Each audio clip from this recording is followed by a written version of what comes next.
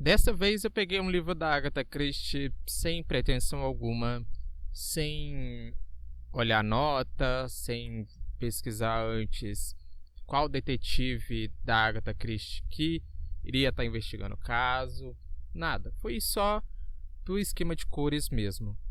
E eu tenho que admitir, foi a melhor ideia, a melhor coisa que eu fiz para esse projeto, sabe? Esse livro foi assim totalmente fora da curva, foi surpreendente. Mas antes de explicar um pouco mais para vocês esse convite um tanto quanto inusitado, deixa eu me apresentar.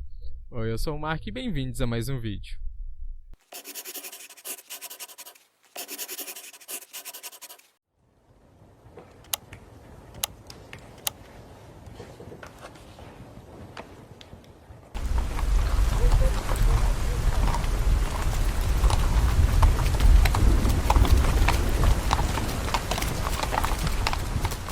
Convite para o Homicídio da Agatha Christie foi publicado originalmente na Inglaterra em 1950, sendo também o 50º livro publicado pela autora.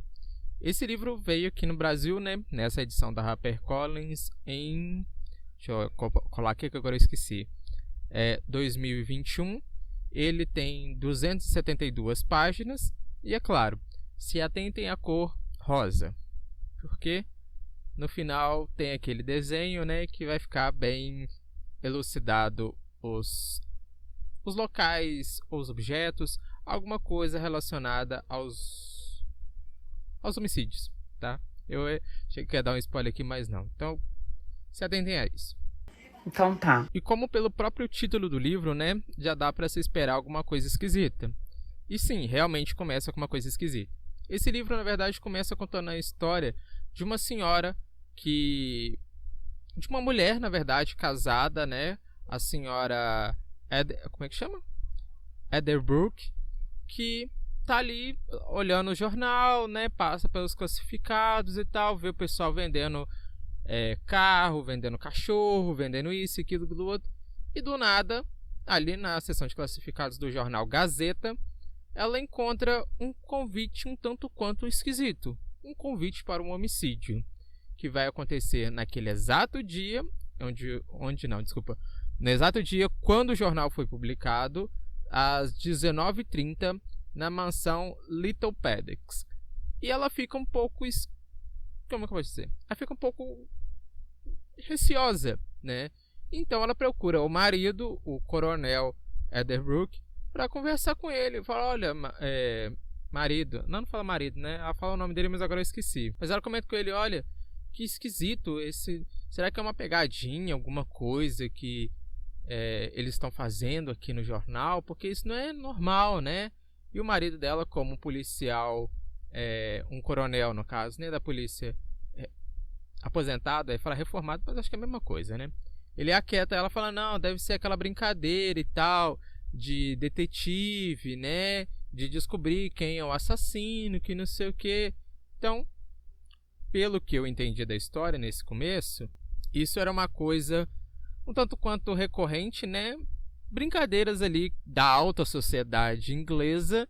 Então ela fica um pouco mais quieta não, como é que eu posso dizer?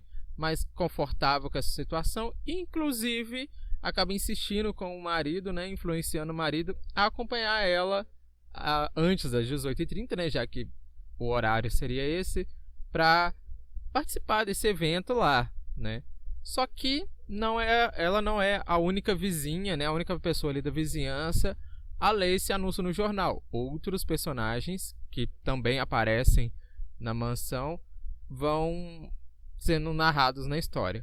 Porém, a gente tem que parar, melhor, eu tenho que parar aqui antes de citar os outros personagens, citar justamente sobre a mansão como é isso mesmo que eu tô falando? Little Paddocks, e principalmente dos moradores dessa mansão, porque ninguém lá, se imagina você receber no jornal lá da sua cidade que vai haver um homicídio na sua casa às 18h30 do mesmo dia, você vai ficar doido, E não foi diferente dos personagens dessa casa. A gente vai morrer! Que Aí a gente é apresentado para eles, né? Que primeiro é a Como é que é? É isso mesmo, né? A Mirs, né? Já que tem esse negócio de senhorita, né? A senhorita... Não vou chamar de senhorita, vou chamar de Miss, igual tá no livro aqui, né? A Miss Letitia Blacklock, acho que é isso mesmo, né? Que é uma senhora de idade que não é muito rica, mas também tá ali tendo um bom sustento, né? Consegue se sustentar, tem um dinheirinho ali, aqui e lá, né? Mas não é nenhuma rica milionária, né? Tem sim, eu já ia falar de outro personagem aqui, mas eu tenho que pontuar uma coisa. Já que a gente está falando do convite, a Miss Blackwood, quando ela percebe esse convite no jornal e tal, ela acha que na verdade foi uma brincadeirinha do sobrinho dela, o Patrick, que fez ali no jornal e tal. Só que mais tarde, quando ela confronta o sobrinho, ele na verdade desmente, fala que nem estava sabendo disso. Então ficou aí um clima esquisito na casa. Tanto que a melhor amiga da senhora não, gente, tudo bem, ela é uma senhora na verdade, né? É uma senhora. Da senhora Blackwood, a Dora Burner, ela surta, né? A Dora Burner é tida mais como aquela pessoa mais lerdinha, né? Mais alvoroçada, que fala besteira, né? É mais ingênua da história. Também uma senhora, né? Porque ela é amiga de infância da senhora Blackwood e depois é mais escrito sobre ela. Só que na casa aí a gente já tem a senhora Blackwood, a Dora Burner, que é a senhora Burner, pode colocar assim também, né?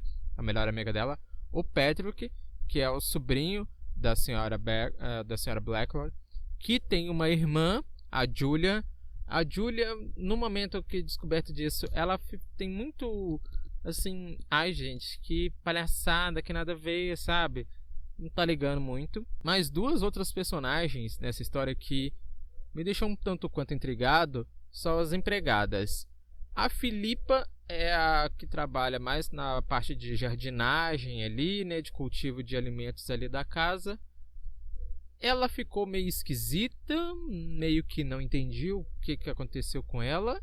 Mas a Mirtz, acho que é esse mesmo, né? A Mirtz, ela é uma cozinheira, né, vinda da Rússia, então tem bastante escrito aqui, né, bastante com sotaque um sotaque russo, né, da empregada e tal, que eu achei até engraçado. Mas ela tá assim doida, ela acha que que esse convite é para alguém que foi lá para matar ela, porque ela meio que é uma refugiada da Rússia, né, alguma coisa assim, não entendi também muito bem. Mas é que ela fugiu do país dela de origem. Então, ela acha que tá sempre sendo perseguida, que sempre que alguém quer matar ela. Então, é um caos nessa casa nesse dia, é um caos. Só que é um caos entre termos, porque mesmo diante de toda essa confusão de ninguém, de nenhum, pelo menos não o Patrick, a Julia também não, e ninguém entendeu o porquê desse convite, tá ali no jornal, a senhora Blackwood resolve entrar no mistério também, na brincadeira. Ela arruma a casa, né, à disposição, traz vinho e que não sei o que, para receber as pessoas que ela já imaginava, né, que iriam lá para casa dela antes das 18h30. Dito e feito, mais outras pessoas acabam aparecendo. Eu não acredito no que eu ouvi. Não acredito no que eu ouvi, não pode ser verdade isso que eu escutei agora. Então os vizinhos chegam, o relógio marca 18h30 e o que era para ser um espetáculo, alguma coisa assim bem teatral, acaba se tornando uma coisa bem pior, porque há um apagão, a casa inteira dá um blackout, né, como se um fusível tivesse queimado, alguma coisa assim.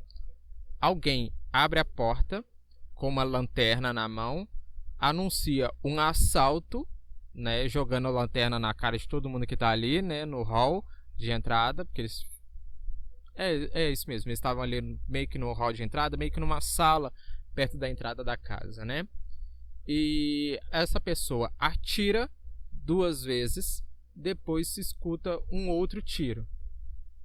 As luzes, não se escuta mais nada, né? A lanterna cai no chão, as pessoas começam a acender fósforo, procurar vela, que não sei o que, e percebem que alguém tentou assassinar alguém tentou roubar eles, não conseguiu, né?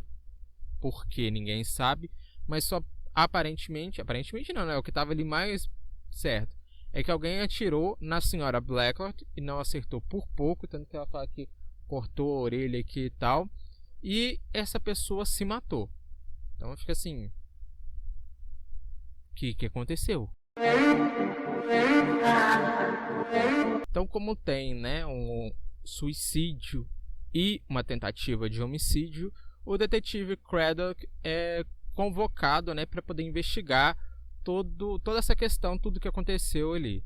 Só que ele começa a perceber que as peças não se encaixam, que a narrativa, além da narrativa das pessoas estarem muito diferente uma das outras, o que já era esperado, já que estava uma escuridão, ninguém estava vendo nada, né? Então é normal isso, né? É falado aqui no livro.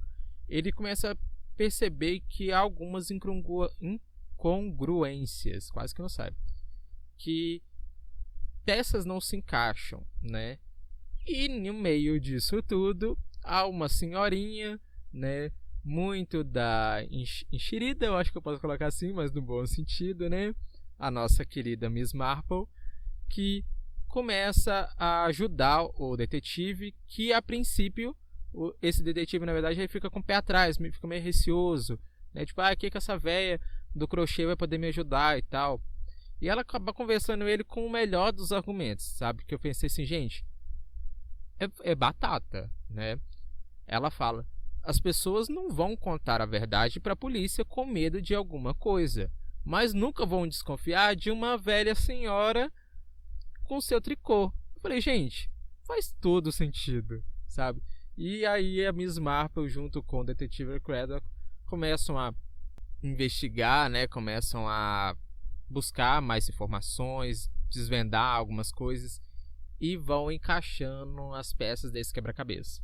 É a verdade, não minto. Então, como já é de costume da Agatha Christie, né? A gente tem aquela lista de personagens. Só que eu já dei pra vocês, eu acho que o nome de uns 6 ou 7, não sei, né? Então vou estar dando uma olhadinha aqui rapidinho, só pra gente recapitular alguns que eu já falei e outros que aparecem na história. Se prepara, viu? Então a gente tem aqui, né, o dos moradores de Little Paddocks, da casa, da mansão lá. A Letitia Blacklock, não, como é que é? Blacklock, né, como eu disse, é uma senhora rica. Ah, tá, tem um detalhe aqui. Ela ficou, não é rica, né? Ela tem uma situação financeira boa. É descrito no livro que ela ganhou esse dinheiro, que ela conseguiu se manter assim, sem casar, sem ter filhos nem nada, porque ela trabalhou por muito tempo para um banqueiro. Então ela fez fortuna ali e tal. Só que aí ela, no final das contas, né, depois de um certo período, ela teve que sair desse trabalho que ela tinha com ele para poder cuidar da irmã, que estava doente, há muito tempo doente e tal. O pai já tinha falecido, né? Então acabou ficando para ela cuidar da irmã. Mas como uma recompensa, né? Acho que eu posso colocar assim, por anos de trabalho, o cara deixou uma herança para ela. A condição é que a atual esposa desse banqueiro deveria falecer para ir o dinheiro ir para ela, tá? Por enquanto que eu vou dizer só isso, mas para frente eu vou discorrer um pouco melhor. A outra que eu coloquei aqui, né, é a Dora Burner. Como eu disse, a Dora Burner era uma amiga da Letty. A Letitia, né, tem apelido de Letty. Da Letty de infância e tal. Também não foi casada, não teve filhos nem nada. Se encontrou, eu acho que é melhor, né, numa situação financeira muito precária, né? Ela já estava de idade, então ela já sabia que era difícil alguém encontrar, alguém dar trabalho para ela, né? E ela precisava de emprego, precisava de dinheiro para poder se sustentar e tal. E quando ela viu uma notícia de jornal, algum evento de caridade, alguma coisa assim, que a Letty participou, ela não pensou duas vezes, né? Ela mandou uma carta para a melhor amiga pedindo refúgio e tal, e a Letty prontamente abrigou a melhor amiga. Os outros personagens que eu coloquei aqui, no caso são os irmãos, né? O Patrick e a Julia, que chama, o sobrenome é Simmons. No caso, o Patrick e a Julia são irmãos. Só que aqui na história eles chamam a Letty de tia Letty. Só que na verdade ela não é tia deles. Na verdade, a Letty como é que é? A mãe do Patrick e da Julia é prima da Letty. Então eles meio que são primas dela em segundo grau, né? Mas eu acho que até por um sinal de respeito e tal, eles chamam ela de tia Letty. O Pedro que é tido mais como aquele cara bonitão, mas meio cafajeste, né? E a Julie só como uma garota que tá lá na cidade para poder estudar. Das outras duas empregadas, né? Como eu disse, não tem muita descrição, até coloquei aqui, ó, não tem muita descrição no começo da história. Ambas são empregadas e no decorrer a gente vai descobrindo mais sobre o passado delas, porque literalmente o que eu falei lá em cima eu só ia repetir aqui, então resolvi se eu colocar isso aqui. Mas agora, deixa eu até baixar aqui o rodapé da página, porque agora vem sobre os vizinhos que participam na história, que inclusive estão presentes no momento da tentativa de homicídio e do suicídio, né? Então a gente tem a senhora, como é que é? Stenyan, acho que é assim mesmo, né? E o seu filho Edmund.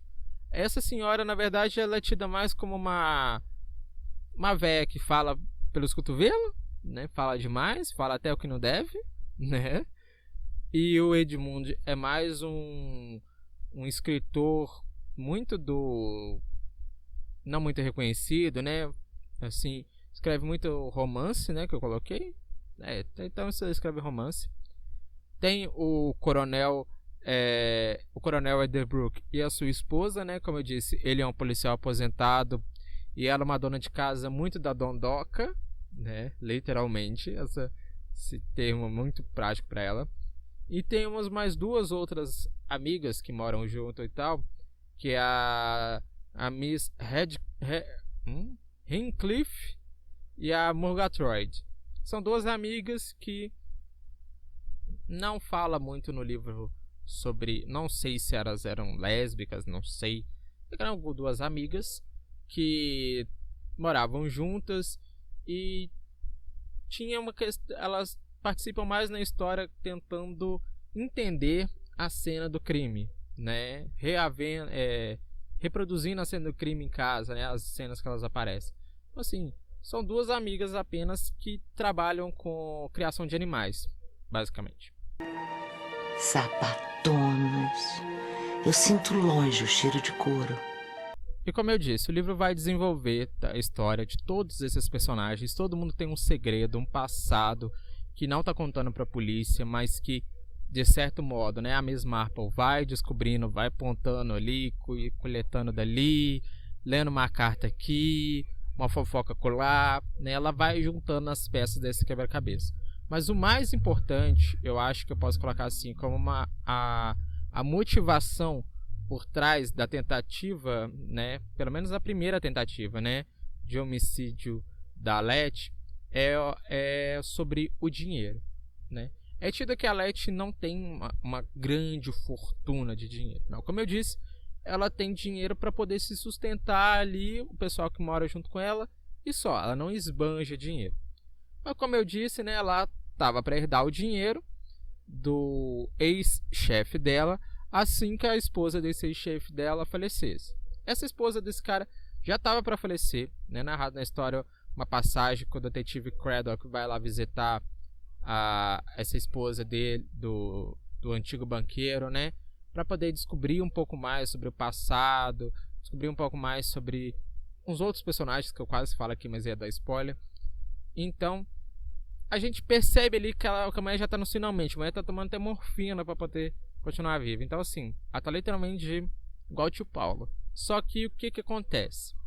Essa mulher, ela consegue, no momento de lucidez dela, ela consegue falar ali pro detetive Craddock que ela combinou com ele o seguinte: caso ela morresse antes da Letty, a fortuna toda dela e do marido, né, iriam para Letty. Beleza, que era o que o marido dela queria. Mas caso a Letty morresse antes da mulher dele morrer, da mulher do banqueiro morrer, o dinheiro, na verdade, iria passar para duas outras pessoas, né? Que eu não posso falar aqui para não dar spoiler, mas que a história, depois que é revelado isso, a gente começa a entender e fala assim: então peraí, tem duas pessoas que, se a Letty morrer antes da véia, vão herdar o dinheiro. Então essas duas pessoas têm motivos mais do que palpáveis, mais do que tudo, para querer a Letty morta, né? Isso a gente descobre aqui no capítulo 9 ou 10, mais ou menos, que tem o título desses dois personagens. Então aí a história vem toda, a trama vem toda descendo, tipo assim, mostrando para você quem poderia ser dessas outras pessoas, né? Das pessoas que moravam na casa, dos vizinhos e tal, quem poderia ser disfarçado essas duas pessoas. Por que eu falo disfarçado? Porque a última notícia que se teve dessas duas pessoas, elas eram crianças. E já se passou, acho que mais de 20, quase 30 anos, sabe? Então, assim, essas duas pessoas poderiam ter qualquer aparência, qualquer nome, usando, né, atualmente, qualquer nome falso, qualquer documentação, qualquer tudo que ninguém ia suspeitar. Então a história vai trazendo, vai narrando sobre isso e me prendeu com muito gosto, sabe? Nossa, foi incrível. Ai, que delícia! E como todo homicídio, né, não acontece só uma tentativa de homicídio, né, fracassado, né, não acontece só uma vez, acaba acontecendo mais outras tentativas que o cerco foi fechando entre os personagens, né? Como eu disse, os mistérios foram revelados ali, os segredos foram descobertos, mas a trama principal, né, dessa questão do atirador, depois ele se suicidar, aí você já coloca entre aspas depois. Tem uma questão de uma porta, né, que eu vou explicar um pouco mais depois para vocês no desenho. Foi assim incrível, sabe? A Miss Marple mais o detetive Craddock juntando todas as peças no final foi incrível. Como eu costumo usar, né, uma palavra que eu gosto muito quando é assim, foi um deleite. Bate peito, Pepita! Porque no final, gente, é sério, quando é narrado quem matou, qual é a motivação, qual era a história por trás de tudo, sabe? Nossa, não deixou um ponto sem nó, sabe? Não teve um personagem que no final não foi citado, que não foi tirado da lista, né, para poder elucidar toda a história. Claro que quando é citado o final, a gente já sabe quem matou, quem, porquê, aí vai começando a falar porquê e tal, e essas outras pessoas antes ali, ai, assim, eu tô tentando me podar demais para não dar spoiler, porque eu terminei de ler esse livro ontem, eu tô com a história toda fresquinha na minha mente. Ele, nossa, foi quase com um orgasmo nerd, né? Um orgasmo de leitura, de tão bom que foi. Eu nunca ia imaginar que seria essa pessoa, muito menos o que aconteceu antes para essa pessoa fazer isso tudo, sabe? Aí depois quando eu pensei, eu falei assim, mas gente, ela matou fulano, beltrano e ciclano assim, sabe? Nossa, foi incrível, sabe? Incrível, não tem mais o que falar. Convite para o Homicídio foi o primeiro livro da Agatha Christie que eu leio para esse projeto, que foi 5 estrelas favoritado, sem sombra de dúvidas. Espero eu, nesses próximos livros que eu encontrar, melhor que eu encontrar não, né? Que eu ler da Agatha Christie, que eu tenha esse mesmo sentimento, sabe? Essa mesma sensação que eu tive ao terminar de ler esse livro, principalmente nos capítulos finais, porque literalmente o que no livro passado, no vídeo anterior, que deixou de ponta solta, que inclusive também foi da Miss Marple, esse daqui não deixou nenhuma ponta solta, foi impecável. Nossa, se eu pudesse ler ele de novo sem saber o final, eu leria ele com certeza, sem sombra de dúvidas. Gente, só pessoas inteligentes entenderiam isso. E eu entendi. Então agora, quanto à cena do crime, né, como eu disse pra vocês, não tem uma cena só, né? Não, pelo menos não é questão de cena, né? É questão de mortes. Não tem uma morte só, então 3 mortes. Então eu vou mostrar pra vocês um esboço que eu sei que vai ficar um pouco confuso, mas eu vou explicar detalhe por detalhe desse esboço, tá ok? Entendeu o que eu disse? É. Obrigado, amigo. Você é um amigo. Pensando justamente em como trazer para esse desenho em vez de trazer as cenas do crime, né? Como eu disse, ia ficar muito apagado, muito abatido. Eu pensei em trazer os objetos